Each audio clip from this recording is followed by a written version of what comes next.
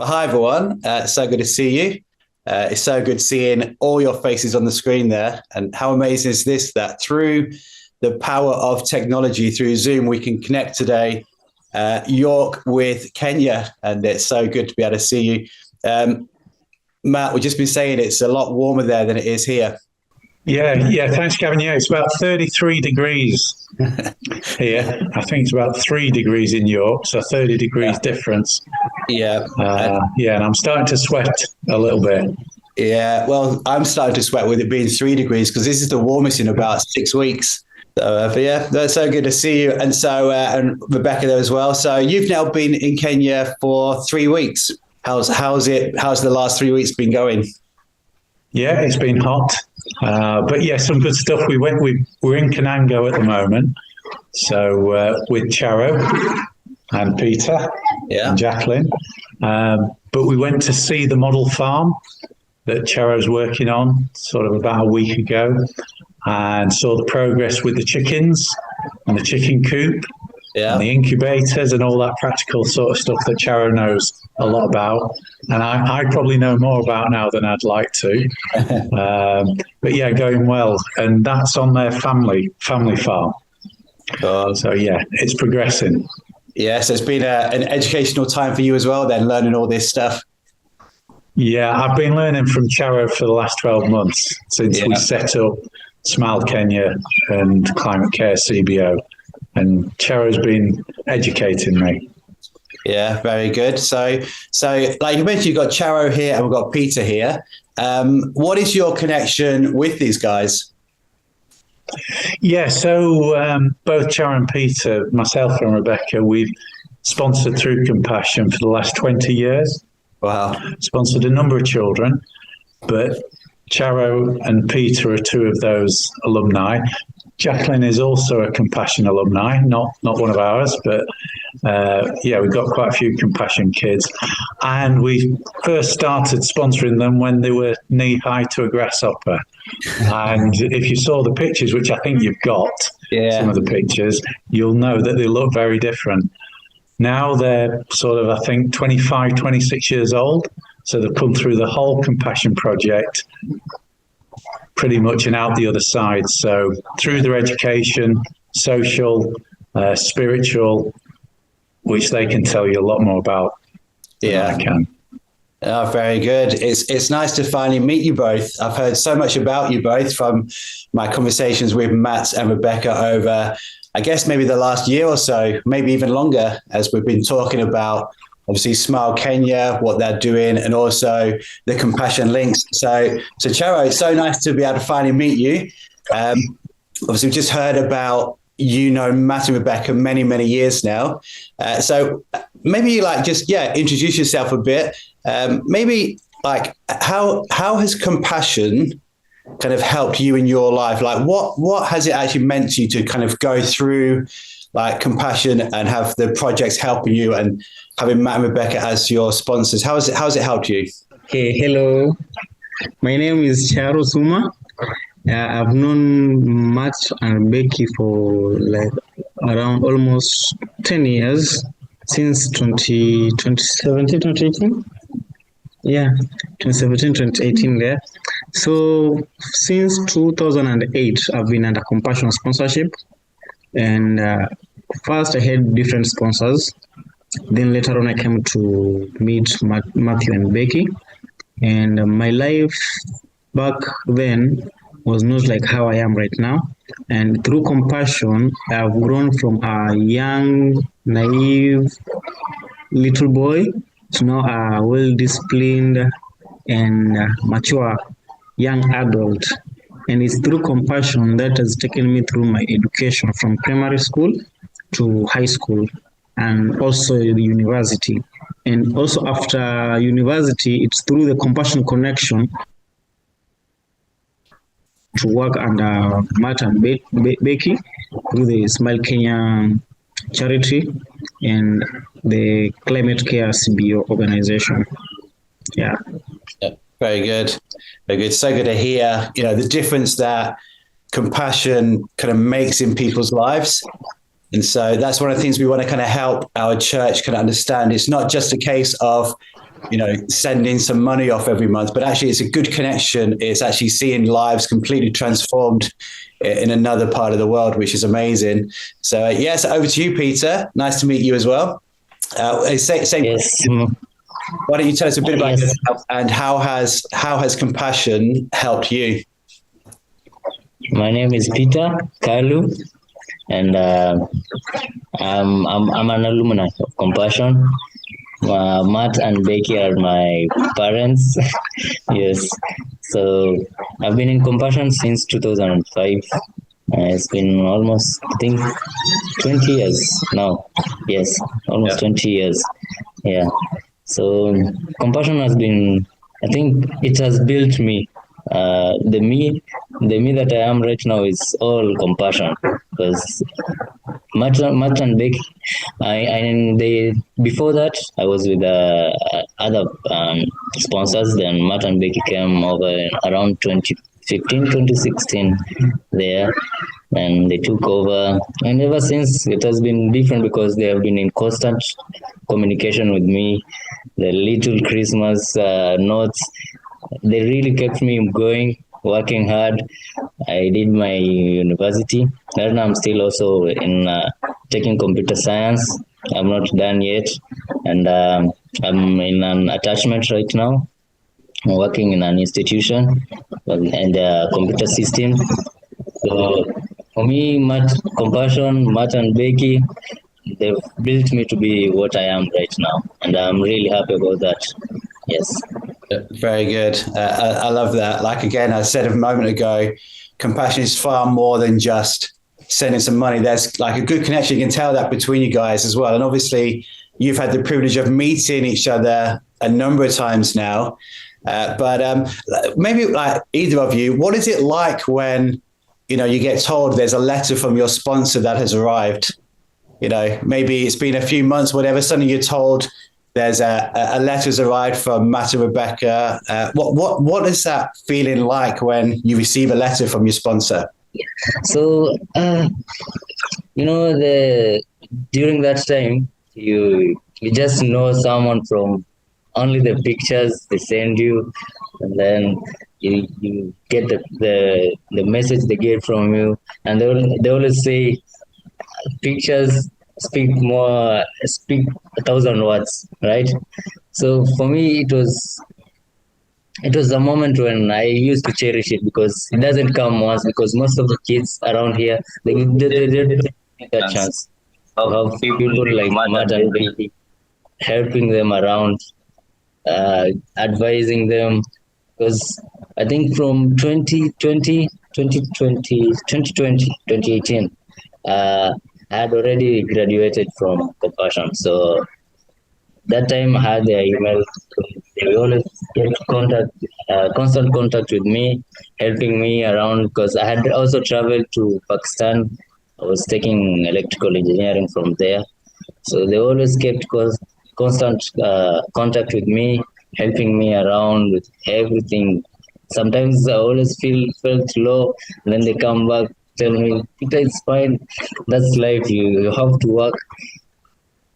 Keep constant.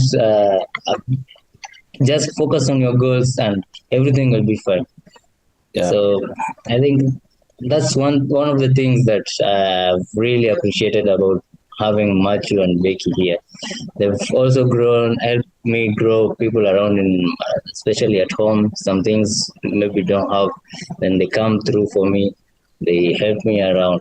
So for me, all I can say is thank God, and thanks for giving me Matthew and Becky and having Compassion around here. Yeah, so Matt and Rebecca, obviously just been hearing from Charo and Peter about the difference that Compassion's had in their lives. What is it like from the sponsor's point of view to kind of see these two guys kind of grow up, like say from youngsters to now into men, making a difference in the world? Like what has that meant to you guys? Yeah, obviously it's almost like Peter said, parents, but it's almost like having your own kids. Obviously a lot more distant, but you still feel that connection. And I suppose it does open up your eyes culturally as well. You get to see more, you get to experience things, someone else's culture, the culture in Kenya, and also meet the families as well. So it's not just the children, but it's the families, it's the church that you also meet, the compassion staff, and you really get to know what the project is about, the support that the children get. And yeah, it's been great to see them grow up over the years. You know, we've been sponsoring other children as well, sort of up to 20 years now. So we've seen them go from really young children through their education and out the other side. And Peter and Charo are two of those who've actually been to university and are now using those skills. And Charo particularly, I suppose, with his natural resources skills to give back to the community. So for us as proud sponsors or parents, it's great to see. I suppose it's what you want for your children. Yeah.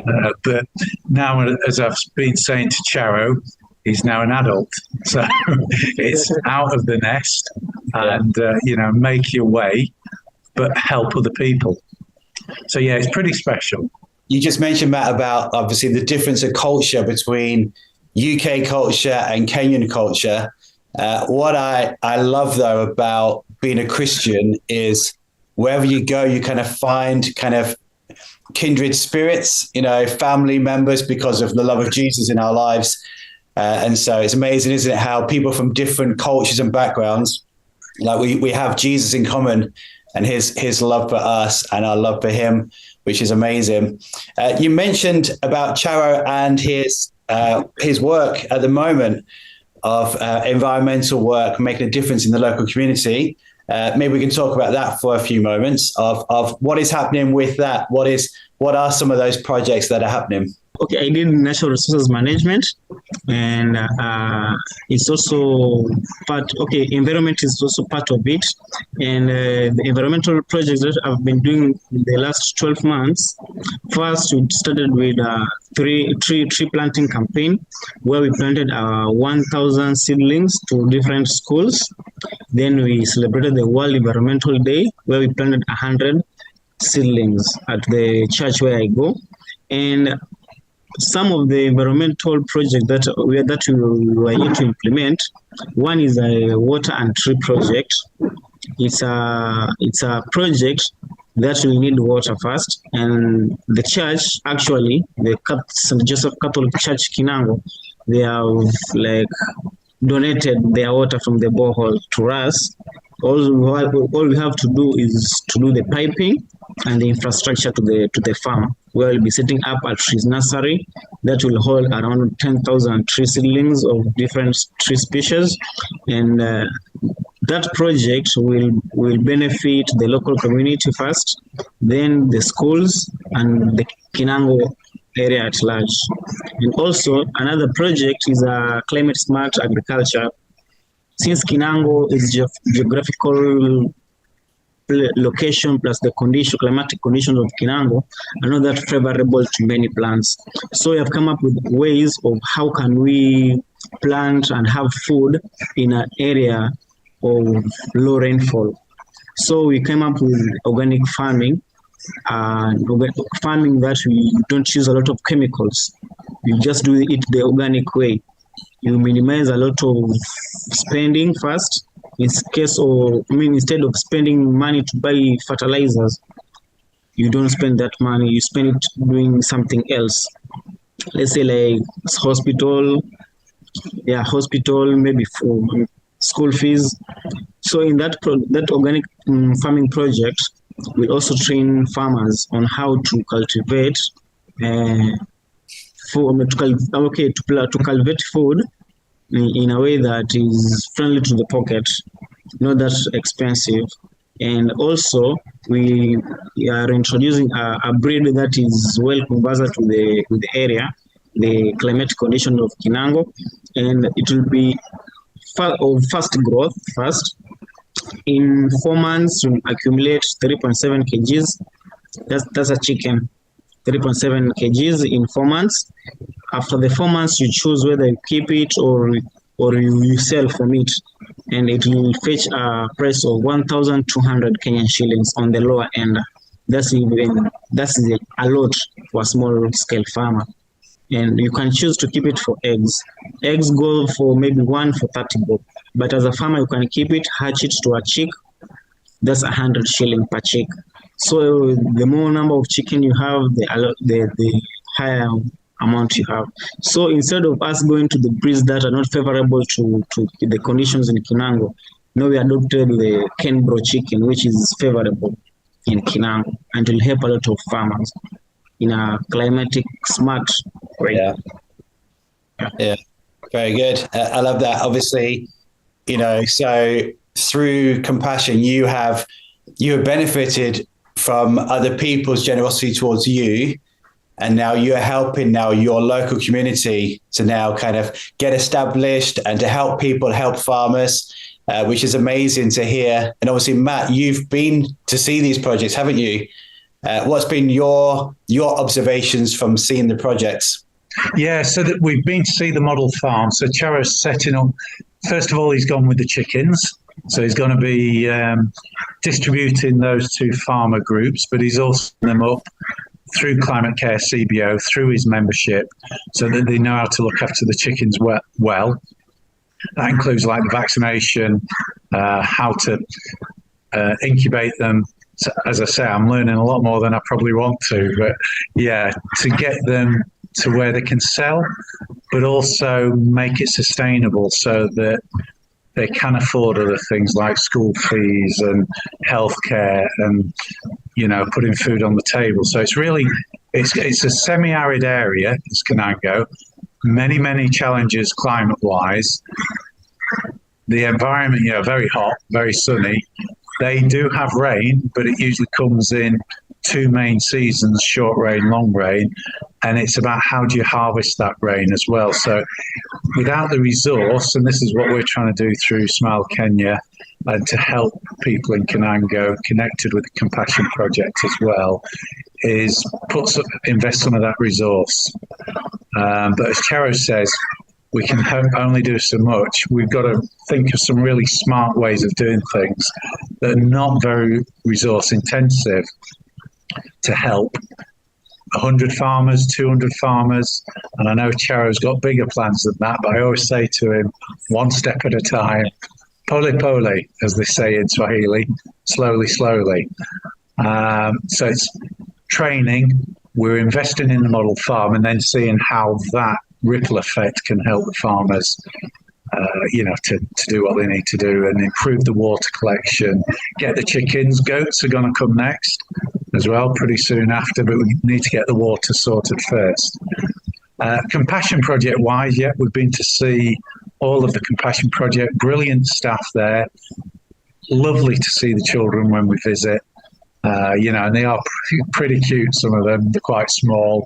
You'll see the 4 or 5-year-olds, then into their 9, 10, 11-year-olds, and then into the teenagers. So there's that widespread, just like in the UK. But they look after them well. And I think these guys, plus Jacqueline, are a testament to that. Their spiritual input. They hold a project on a Saturday where these guys can tell you better than me, but they do all sorts of activities. But there is also that church link as well. So each Compassion Project is centred at a church. So there's good spiritual input, but there's good physical input. There's food, there's healthcare, and then obviously a main bit of that is education. So it's a really good package. It's a really good thing to support.